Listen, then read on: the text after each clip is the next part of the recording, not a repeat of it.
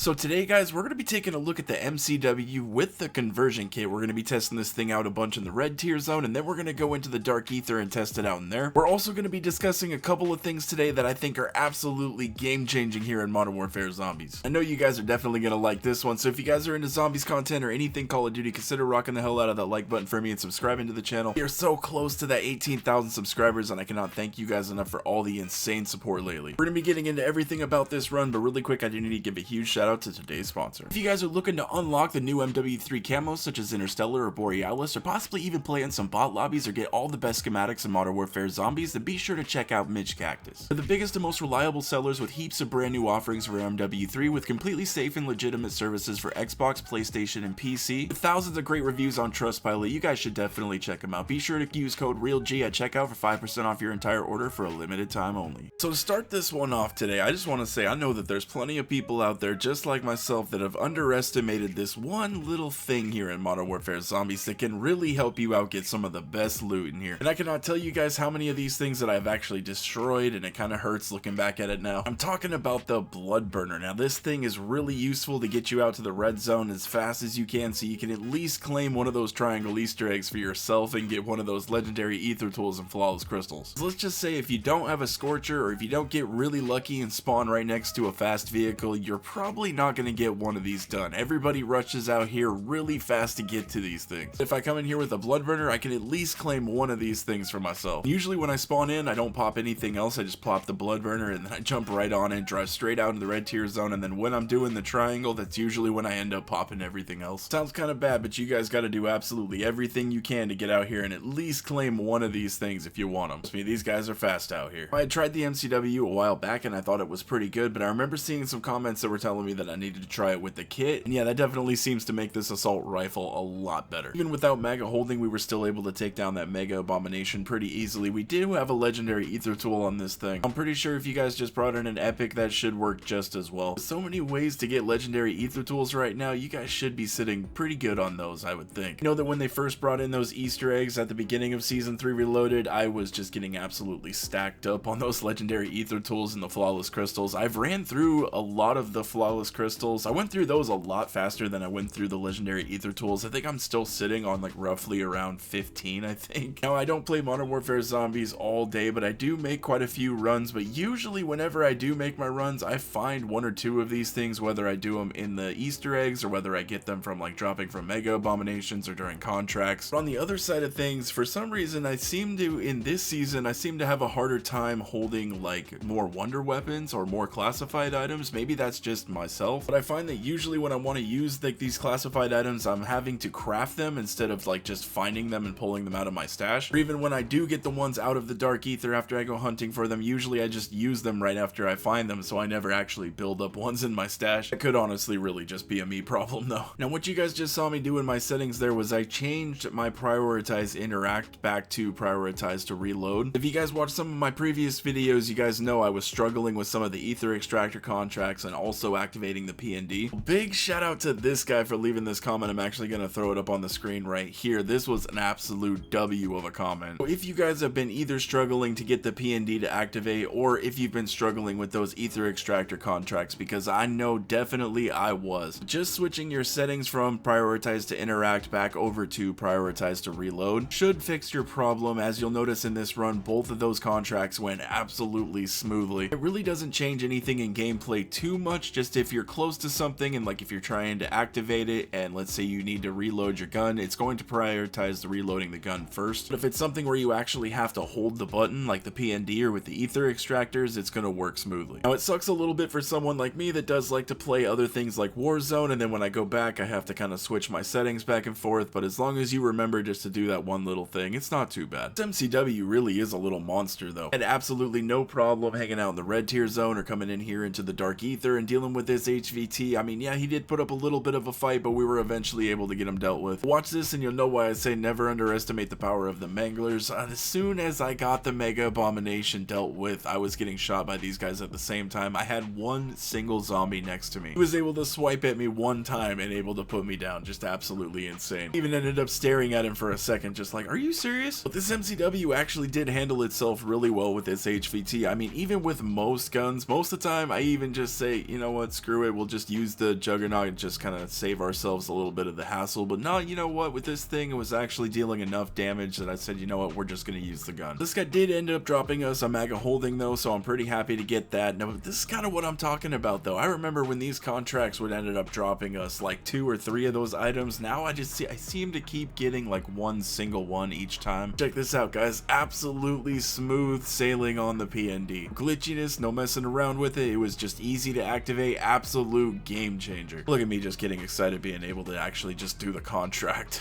Man, we desperately need some new content in this game. I still am pretty excited for season 4. I do want to see what their whole round-based unstable rift is going to be all about. But the fact that I have been hearing a bunch of rumors that the rounds are going to be like capped or limited to a certain extent, which that kind of defeats the entire purpose of it being round-based to begin with. That does have me ever so slightly worried, but we're gonna have to see. I also did see some people that think that it's only gonna be one squad that's gonna be able to do these rifts in each match, and I do believe that that is false. I do believe the rift is either gonna spawn in multiple times in the same location, or we're gonna have multiple rifts that are scattered all around the map. I guess that my main hope is that at least if the levels are going to be capped, let it be like at least something like 50, that way we can be in there for quite a while. Now, especially since it is rumored that we're not going to get any other substantial content, like any actual Dark Aether rifts or new story missions or anything like that until season 5. So it would be nice if these unstable rifts or these round-based rifts, whatever they are something that's actually going to last us a little bit, not a contract that we're going to complete in like 15 minutes and just be done. I guess we will have some new weapons to mess around with, and that'll be kind of cool. I'm definitely really excited to see the Kar 98 coming back. I'm definitely going to be using that thing here in Zombies, but I am really excited to take it back into Rebirth. I really hope it just one taps to the head and I can actually shoot people out the sky again. I don't know, it really does feel to me like they had some ideas for this season, and for some reason they just didn't completely go through. I don't know, maybe they saw all the backlash that people had against the PvP and they completely decided to can that mode. So far, it definitely does feel like it's just going to be a little bit of a hollow season for Modern Warfare Zombies. Just really hope that they can pick it back up and at least go out with a bit of a bang for season 5. I've said in my previous videos I'm not really expecting too much for them coming out for season 6, because by that time we're already going to be having Black Ops come out right around that same exact time. I really do have a feeling that they're just going to cram every little last bit of content that they have left for Modern Warfare Zombies all into season 5, which, you know what, that could honestly be a good thing, because we could be in for a really good last final season. And since all of these stories are connected in the same Dark Aether storyline, I have a feeling that Treyarch in some sort of a way is going to end this story off connecting with their new Black Ops 6. Check this out though, guys. We're at our Aether extractors right now and absolutely no problems. We did every single one of these, all 3 of them, without glitching out or doing anything weird once. We were just easily able to walk up and just simply activate it, wait for it to finish, and walk away. But to the dude that left that comment, man, thank you so very much. I greatly do appreciate it. Zombies community absolutely is hands down one of the best communities in the gaming space, like by far. I say this contract really didn't give me anything though. A refined crystal and that's about it. I really did enjoy my run here with this MCW with the conversion kit on it. I mean, it's fast, it's snappy, it is an AR, so it does definitely pack that power behind it. Didn't need Mega Holding, and it still shredded Mega Abominations pretty decently, so that's definitely a good thing. And it handles almost any zombies that you need to take it up against. Definitely would recommend you guys run this weapon if you haven't checked it out in a while. I'll toss up that loadout up on the screen right here for anybody that wants to check it out. Again, I appreciate everybody that took the time out of their day to check out the video. It really does mean the world to me. Drop a like on it if you guys enjoyed it, and subscribe to the channel if anybody is new. I hope you guys have a wonderful rest of your day, and I will catch you